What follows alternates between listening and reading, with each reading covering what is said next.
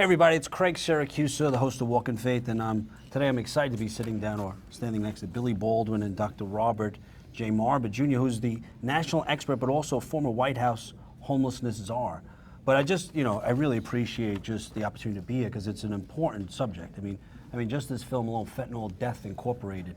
But to put it in perspective, New York itself is the third largest, right, overdose sort of city. Most people die from fentanyl, and it's 2/3 of the people that overdose from drugs, it's related to fentanyl.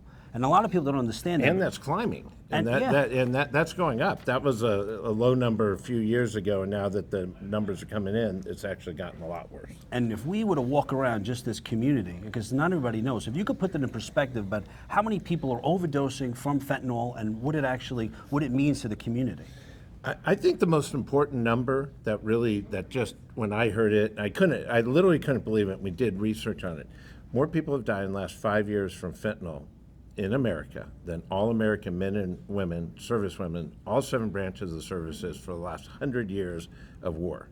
So you go World War II, Korea, Vietnam, Kosovo, Gulf War I, Gulf War II, Iraq, Afghanistan, global war on terror, and a handful of more. Add all that up, more people have died in fentanyl in the last 5 years in the United States. And we have 4% of the world's population, 38% of the fentanyl consumption, and 65% of the global fentanyl deaths, with only 4% of the population. The addiction and the substance abuse, and what happens to you, it really affects not just the user, but the community, right? It affects a lot of the family. And I commend you, though, because you use your platform to really speak about really important things. Like God has given you a platform, and you're using it to make a difference. I commend you for that. Well, I appreciate that. I mean, a lot of people have approached me over the years, the Democratic Party, about running for office, and I'm like, I don't need to run for office. I need a hit show or a hit movie, because when I have a hit show, I'm getting asked by, Bill O'Reilly, and when he was on the air, I was asked by Bill O'Reilly and Chris Matthews and Bill Maher and all those people. I was asked to testify in the House and the Senate. I attended the RNC and the DNC. So when I'm on a hit show and I'm an A-list relevant celebrity, that goes much further. I can get on television, I could raise awareness, I can help affect change. So what has drawn you to these types of subjects? Well, I mean, to be honest with you, it was originally just a sort of a straight offer to be in this film. I read the script, I realized it was a social justice themed film on homelessness, and then we spun off the doc on homelessness, Americans with No Address, and now Fentanyl Death Incorporated. The narrator. Yeah, Fentanyl Death Incorporated. And you're talking about how it's affecting communities. I mean, everything has changed since COVID and fentanyl. Okay, homelessness in LA County went from 54,000 to 76,000. Homelessness in Sacramento went from 4,000 to 17,000. Sacramento is the longest it's gone now, but the longest continuous homeless encampment, 7 miles long. And we hit you with the numbers. The fentanyl we've been on the streets and we've been watching people overdose. Yeah. Some of them we were able the professionals were able to revive with us standing there, and some of them didn't make it. We were in Seattle, and there was this gentleman named Blessing. The wharf was over here. The first original Starbucks store is here. The Nike store here. There's 20 people standing around in the fentanyl, what they call the fentanyl fold. Some of them are on the ground. This guy starts to go into cardiac arrest. They give him the Narcan. They revive him. He vomits. He turns around to the fire department and says, "Don't touch me. I don't want your help." And that's because the high is that good. Wow. But if you take them in and you don't let them get high several times a day, the detox is so terrifying physically and psychologically that they'd rather be high and risk death than to detox. That's how addicting this drug is. And this gentleman's name's Blessing, and we both think he's probably not alive now. Just how bad off he already was. And you'll find very few people who are using fentanyl that are over a year into fentanyl and still alive. So your lifespan's about a year once you start fentanyl. Can you just break down tell me what fentanyl is, because there's different versions of fentanyl, right? But also too, what I find fascinating is just, especially in the documentaries, how you trace it from where it was created originally, right? So as an opioid, and how it makes its way to the United States and Canada and other countries. But just walk me through, what is it made out of, and also too, how does it get into the country? Well, once it jumped from a organic opioid, heroin and such, and then it became synthetic, what you started to find out is they started changing the mixture. Like every year or two, the predominant mixture will change, and the mixture will change from different parts in the country. And it replicates synthetic opioid, replicates organic opioid, except for one very important thing. It's 100 times more powerful. Not 100 basis points, not 10%, 10,000% more powerful than morphine. And so 1 grain of rice of fentanyl would kill 15 people. Oh my God. And so it is so lethal, and it's also so addictive. And it really starts, the modern fentanyl crisis in the United States starts with Purdue Pharma crisis. And when all those lawsuits happened and the docs and hospitals and pharmacies said, we're going to stop doing the prescriptions, you had hundreds of thousands of people addicted. You had millions of people on prescription. And so the Mexican cartel, with China providing the precursors, backfilled that supply chain, and they already had a built-in consumption group cohort, like ready to go. So didn't I, oh, sorry. There's as much. Well, first of all, fentanyl isn't even fentanyl anymore. There's a lot of fentanyl pills on the street that don't even have fentanyl in it. It has chemicals that clean oil derricks. It has chemicals that clean your pool. It has xylazine, which is a horse tranquilizer mixed in there. And like he said, like one little speck too much, and you could overdose. But this is the time is now. The time is right. What we're seeing in all these cities. We went on a national tour for No Address to do Americans with No Address, and with that I was in Spokane, Seattle, Sacramento, San Francisco, and we have a national crisis. I think less of a fentanyl crisis, less of a homelessness crisis, and more a crisis of mental health. We have a mental health crisis that affects all of this. And we also have a crisis of political will. We used to have one side that was the compassionate side that would sling anything against the wall and try anything. Some of it worked. So this low bar, no harm, reduced harm, housing first or housing only doesn't work. You can't take a mentally ill person who's addicted to fentanyl and put them in housing. Getting them off the street, great. Getting them into housing, great. There's still an addicted, mentally ill person in housing. Who will die. Yeah, and you need 360 universal care that includes mental health care, addiction treatment, job training, job placement, and his facility in San Antonio, Haven for Hope, has got over a 70% success rate of getting people through the services, back on their feet, self-sufficient, independent, and off the services. 70% success rate.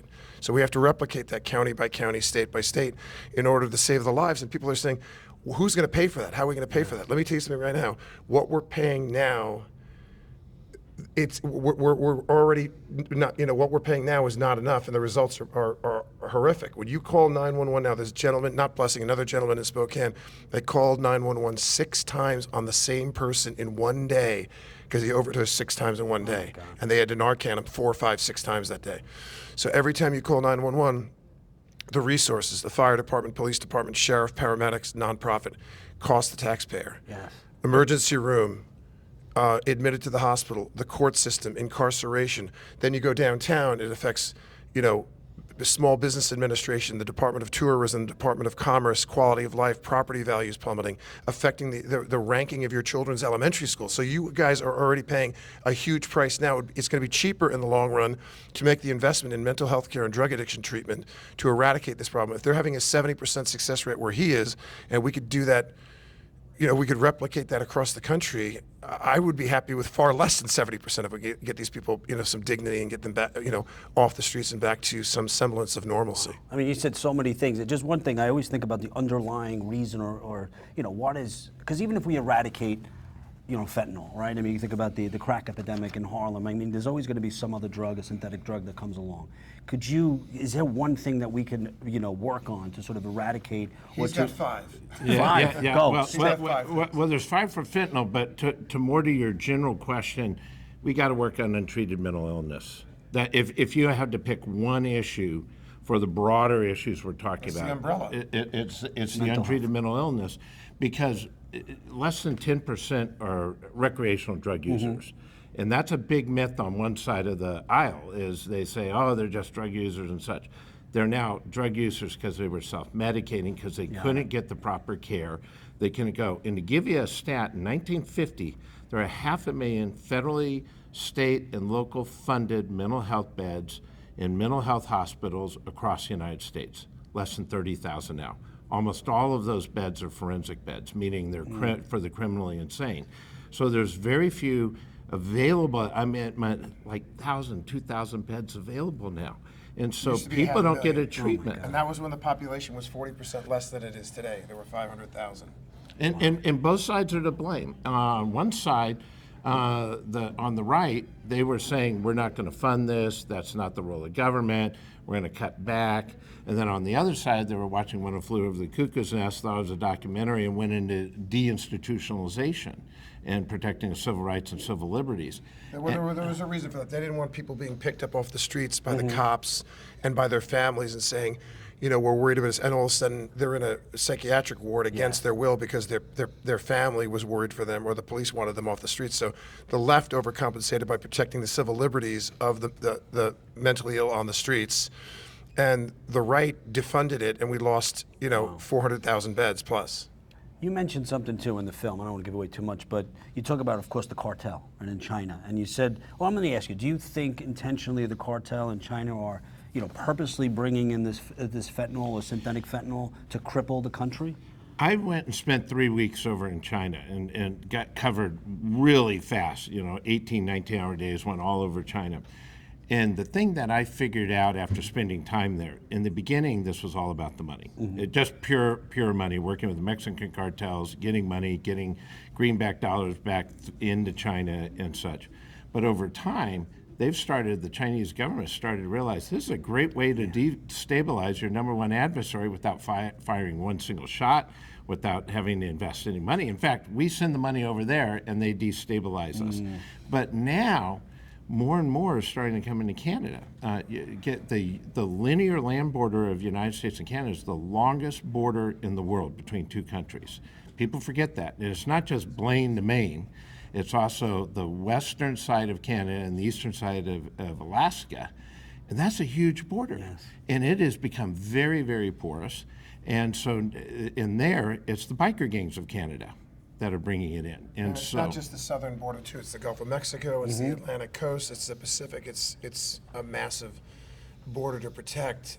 You made a point before. I wanted to clarify something because I want your audience to understand. 90% of the people, when they say, you know, in No Address, we had people that became homeless because they were victims of domestic violence. Clearly not their fault. They were a PTSD veteran. Clearly not their fault. They were a child. 1.6 million homeless children. Clearly not their fault. But a lot of people will say, well, what about the people that chose homelessness and the ones that were doing drugs? 90% of those people have anxiety, depression, schizophrenia, PTSD, bipolarity. They don't get to see a doctor like we get to see. You know, I have friends and family that see their psychologist or psychiatrist. They get some sort of medication to help them stay, and they didn't have access to that, and now they're self-medicating with fentanyl and alcohol on the street. And you mentioned too, like even the pharmacists or the doctors, like they knew that the oxycodone was addictive, but it's like they turned a blind eye. Well, I think there were a lot of, you know, we now found it through all the court cases and such. And one thing they were saying was this is not as addictive as organic, and that it would be more sort of delivered in a more precision way because it was delivered by, you know, it was created in the lab and all that. Well, it turned out to be more addictive than the organics and significantly more potent and powerful. This is 10,000% more powerful than organic opioids. And that's the plain fentanyl. That's not you know, the super fentanyl. When you hear the term fentanyl, that's super fentanyl, and you have some others. And think about that. You know, we talked about this in the documentary. A lot of people forget about it. When the Russian theater got taken over, what did they do? They created a gas of fentanyl, pushed it through, and about 150, 180 people died. And most of the people that died was because of the fentanyl, not because of the bullets in the gunfight that occurred. Unbelievable. One last thing, because we have to get going. I just wanted to say that, you know, you want to work with the Mexican government on the southern border. You want to work with the Canadian government on the northern border. You want to work with against the Chinese government for the supply or with the Chinese government for the supply. But it's got to be the supply side and the demand side. Why are Americans constantly? We have 4% of the world's population, and we're consuming 40% of the street narcotics. Why is that? What's going on in our culture with anxiety, with depression, with bipolarity, with mental health, and why are people why are we I mean, I know it's because we're that affluent, we can afford to do it recreationally, but something has, it'll never work unless we're addressing the demand side as well. I agree. Billy is so right about that. If you go back to PCP, angel dust, early 80s, every illicit drug that's hit the street from there, you know, K2, spice, coke, crack, black tar, meth, now fent. You sound like you're dealing right now. I got some in the back car here. No, thank you. No, thank you. Let's go. And so when you look at in every time, United States is consuming between 30 to 40% of that consumption worldwide in each one of those drugs since 1980. So this is not unique to fentanyl. So why is it United States citizens are out consuming the rest of the world by 8 times? And we have to change the justice system. These all have to become felonies again. Yes. And then you get these kids that are addicted that are on the street into a court with a judge like they used to back in the old days. And the judge would say, you want to go to the Army or you want to go to jail? You say to these kids, you got 2 years in the can or you got 6 months in a government-sponsored rehab where you're going to do the right kind of work, the kind of work that he's doing with people with an 75% success rate. I would love to see it criminalized in a way where it's no longer a misdemeanor, it's a felony, and people are being forced into treatment. Either that or go to jail. Either way, you're not getting, well, in jail you can still get some of the drugs. I don't know. Do you think it's because of the breakdown of family that we see an increase with adolescents using drugs? That's a really complicated question, but that's part of the equation. Yeah. I mean, it all started when we were kids. You know, not to sound chauvinistic, but Dad worked. Yeah. Mom did the child rearing, and in the late '70s, early '80s, in the early '70s, that was the norm, and the exception was a double income family.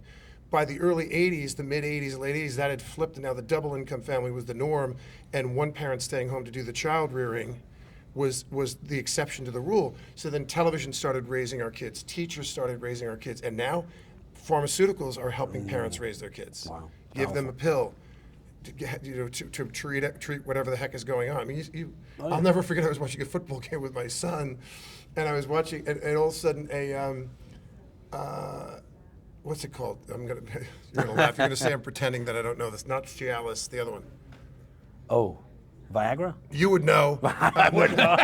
My priest is here. I can't say it. They had a Viagra commercial, and I'm watching it with my son, and they're saying, and he's like 6 years old, and he's like, if you should maintain an erection for more than 4 hours, consult your physician. And my son was like, like he got it. I was so embarrassed. God. But these commercials bombard us with everything. If you have anxiety, if you have depression, if you have, if you blink too much, I mean, we're just overprescribed. America's a mess in that regard right now. And some of it's influence, some of it's exactly what Billy went through.